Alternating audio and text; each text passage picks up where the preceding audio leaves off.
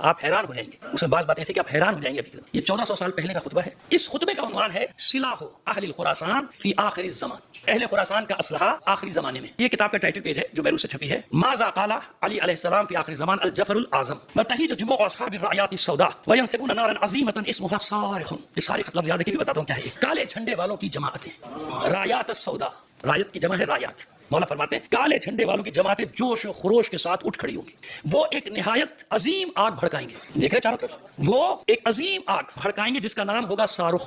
یہ ہے بحث. سواد الف رے خ، عربی لغت اٹھائیے، میں نے نکالے میں نے، کیونکہ مجھے تو معلوم تھا یہ صاروخ کس کو کہتے ہیں. عرب جتنے عربی اخبار ہیں آج اٹھا کے پڑھ لیجیے. صواریخ، صاروخ کی جمع کیا ہے؟ میزائل کو کہتے ہیں.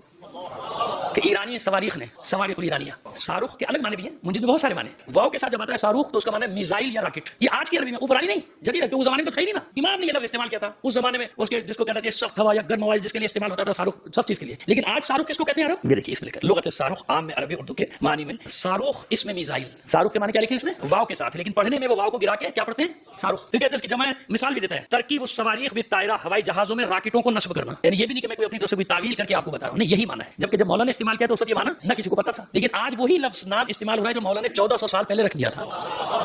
اب سمجھ آئی بات؟ ان کو نہیں پتا، نہ ان کو یہ معلوم ہے جنہوں نے نام رکھا کہ انہوں نے تو خطبہ بھی نہیں پڑھا ہوگا نا. تو اللہ کے دشمنوں کو مختلف نوع معدنی آمیزش. اب دیکھو کہ بنتا ہے وہ اس زمانے میں لوگوں کو اسی طرح سمجھایا جا سکتا تھا نا. میزائل میں جو ایندھن بھرا جاتا ہے، سمجھ میں آ رہی ہے بات؟ وہ بتا رہے ہیں مولا فرما رہے کہ وہ اللہ کے دشمنوں کو مختلف نوع معدنی آمیزشوں کے ذریعے سے دھمکائیں گے. یعنی مختلف ایندھنوں سے بھرے ہوئے ہوں گے، اس کے ذریعے سے حملے کریں گے ان پر، ایک کے بعد ایک ان پر حملے کریں گے جو دائرے کی مانند ہوگا. مثل دائرۃ واشکال، اور طرح طرح کی شکلوں میں ہوں گے. ایک بھی نہیں ہوگا، طرح طرح کی دائرے میں ہوں گے. آگے سنیے آپ، دائرے میں ہوں گے، مختلف شکلوں میں، وکثیرۃ سہام طول الجبال، اور نیزے کی مانند جبال کی طرح لمبے ہوں گے پہاڑ کے. اب پوری میزائل کی شکل آ گئی، دائرے میں ہوں گے، مختلف شکلوں کی ہیں نا ان کی مختلف شکلیں. اور آخری جو بھی سائز میں آج جو مارا ہے وہ تو بہت ہی بڑا ہے. اور ان کے اندر دہتا ہوا شعلہ ہوگا جو زمین کو چیرتا ہوا گزرے گا اور پانی اور ہوا دونوں کو فاسد کر دے گا. ان کے پانی کو بھی برباد کرے گا. یہاں ہوا سے مراد صرف ہوا نہیں ہے، فضا، فضا کو برباد کر دے گا. وہ بھی آنے والا ہے. وہ کسی جاندار کو نہیں چھوڑے گا مگر اسے نگل جائے گا. انگاروں کی مانند اسے اس حال میں چھوڑے گا کہ وہ راکھ بن جائیں گے. کس سے ہوگا یہ معرضہ؟ اصل کون ہے؟ اور اس وقت حال یہ ہوگا کہ یہودی عورتیں شوہروں کو تلاش میں رہیں گی مگر انہیں اپنی قوم میں کوئی مرد نہیں ملے گا.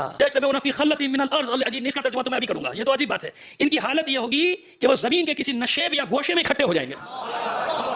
اب سمجھ میں آیا علی کیوں مظہر اللہ جائے؟ اس لیے میں کہتا ہوں یقین رکھو یار، کیا گھبرا رہے ہو؟ کچھ نہیں ہوتا. جو طاقتیں ہمارے ساتھ ہیں وہ کسی کے ساتھ بھی نہیں ہے. اب آپ مجھے بتائیے کہ منظر کشی آج کی ہے کہ نہیں؟ یہ خطبہ ابھی تو نہیں لکھا گیا، شیعوں نے تو نہیں چھاپا، انقلاب کے بعد تو نہیں لکھا گیا. آپ جا کے آپ خود سرچ کر دیجیے گا اس خطبے کو. مولا کیا فرما رہے؟ کہاں چھپیں گے؟ یہ نشے میں گوشوں میں جا کے زمین میں چھپ جائیں گے، اکٹھے ہو جائیں گے. اکٹھے ہونے میں نیچے جا رہے بنکروں میں، جا رہے بلڈنگوں کے نیچے. مولا یہودیوں کا حال بتا رہے کہ یہ ہوگا. اب مولا کے کلام پہ یقین ہے یا نہیں؟ تو پھر کیسا ڈرنا ہے؟ معلوم ہے کچھ بھی نقصان ہو جائے ان میں سے ایک بھی نہیں بچے گا، بے فکر ہو جاؤ. اللہ انہیں ذلیل و خوار کرے گا. کیوں ان کے عورتیں بچے بھی ذلیل و خوار ہوں گے؟ آپ نے دیکھا نا کہ ہر ظلم پر وہ راضی ہیں. جب فلسطینیوں کے بچے مرتے ہیں، ایرانی کے بچے مرتے ہیں تو وہ سڑکوں پہ جشن مناتے ہیں، ان کے عورتیں بچے ناچتے ہیں، گاتے ہیں. سمجھ گئے؟